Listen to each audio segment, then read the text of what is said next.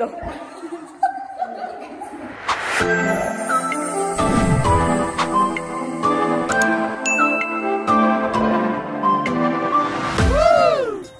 Good morning! Today is May 5, 2024. At ngayong araw, samahan nyo kaming isurprise ang isa naming ka-churchmate. Matapos ang aming discipleship, naghanda kami ng simpleng bridal shower para kay Ate Emma na malapit ng ikasal.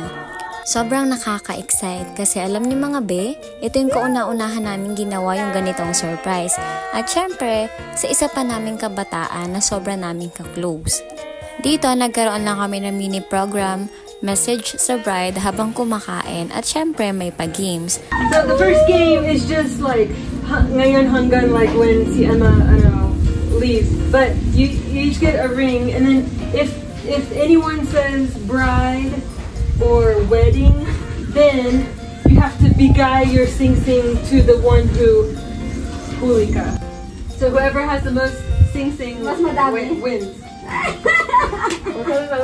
At yun na nga mga be, dahil kay ingay ng mga tiya ninyo, hindi napigilan na banggitin yung bride at wedding. Kaya naman, ang nanalo dito ay si Ate King. May 17, araw bago ang kasal, pumunta kami ng Ilios Amos Sun and Sun Beach Resort dito sa Pili dahil be, bridesmaid ang tiya nyo, galaw mo yon. Tapos alam niyo pa kung saan ako naka-assign.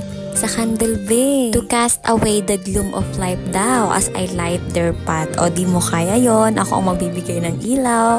Kasi brown out daw bukas, kaya shoutout sa Ormeco. Ayun, in-inform lang kami dito about sa ceremony bukas, yung call time, tapos sa mga dapat namin gawin, at kung saan kami dapat umupo ganyan. At gano'n na din, ibinigay na din sa amin dito yung aming susuotin. May 18, araw na ng wedding. Ayun, 6 AM, pumunta na kami ng resort dahil magkakaroon daw kami ng picture taking before mismong ceremony. Pero dahil si groom pa yung pinipictura nang dumating kami, eto, nag-video-video muna ako habang wala pang tao. And sobrang nakakakilig be, dahil alam nyo, nung unang beses pa lang na binanggit ito sa amin ni Ate Emma sa aming discipleship, sabi ko, kailan kaya ako? Uy, hindi. Nung binanggit niya ito sa amin at sinabi niya yung story nila ni Kuya Melvin hanggang sa mga pagpaplano ng wedding na alam naman natin na sobrang stressful, may kita mo talaga kung paano kumilos ang Panginoon sa buhay nila. Around 8, nagsimula na ang wedding ceremony at syempre sinimulan nito sa entourage.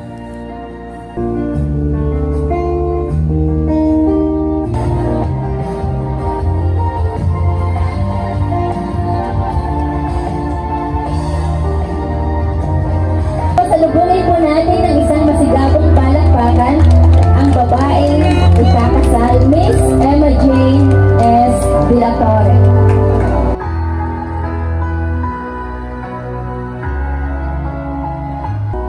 Mga minamahal na mga kapatid at mga kaibigan, tayo ay nagkatipon ngayon sa harapan ng ating Diyos at ng kapulungan ito upang saksihan at ipagdiwang ng may kagalakan ng pag-iisang dibdib ni Melvin at Emma. Salamat din po sa mga sakripisyo ninyo. Hindi ko man po alam kung ano-ano po yung mga sakripisyo ninyo sa akin. Pero alam ko po na marami po yun. At hindi po yun mapapantayan ng kahit na ano po.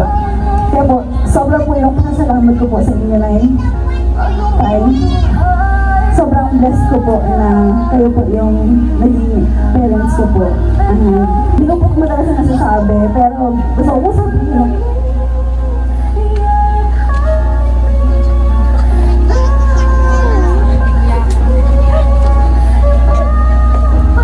Bakit ko po kayo nayatay at sobra po yun. Pero salamat ko po sa inyo.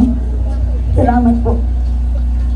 Mga kaibigan, buong karangalan ko pong ipinapakilala sa inyong lahat ang bagong kasal na sina Mr. and Mrs. Melvin Seda. Melvin, maaari mo lang halikan ng iyong asawa, Sarah.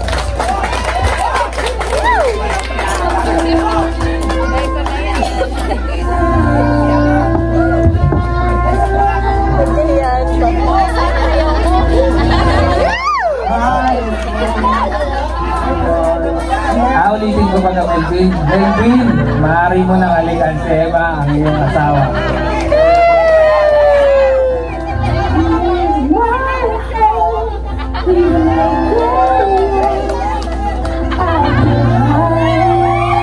After 1.5 hour, natapos na din ang ceremony.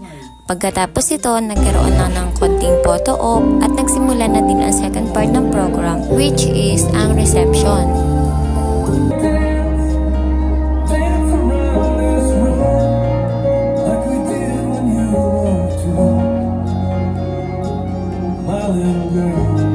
Si Laika nga pala na aking best friend ang host dito. Alam nyo mga best, sobrang nakaka-proud itong babaeng ito dahil dati during high school namin, pa-DJ lang yan sa room.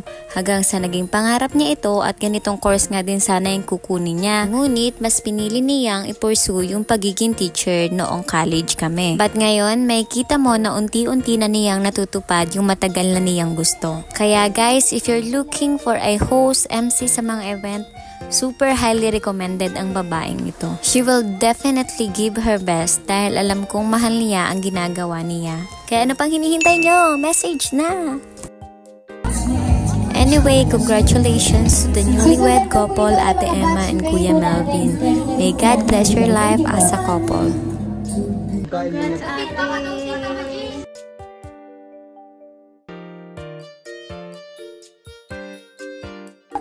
Ito na po, nagkakanda Sharon na po dito. Ano po, kita-kita naman po natin. Ano po? Ayan. Nangunguna po yan. Pinapangalwahan po ni Kuya Den. Sunod po ay si Ate Camille. Ayan, oh, ba, ang galingin ma Sharon. Sabi nagawa ma pa akong dahilan dyan. Tapos ikaw pala may gusto.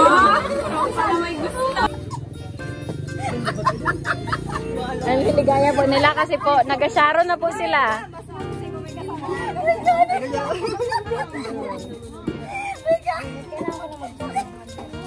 Hi guys, uwi na kami.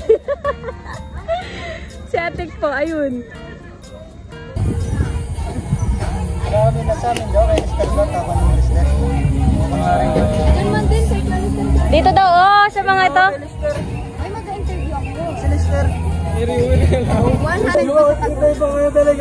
Late ako dumating pero nakita ko, na-witness ko talaga na maganda ang flow ng program at see you on my... Hanggang dito na lang. Salamat sa inyong panonood. Hanggang sa muli. Bye!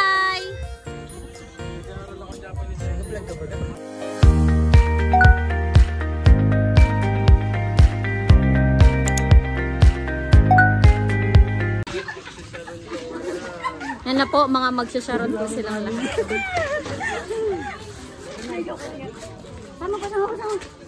Smile, 1, 2, 3. Bye! Bye!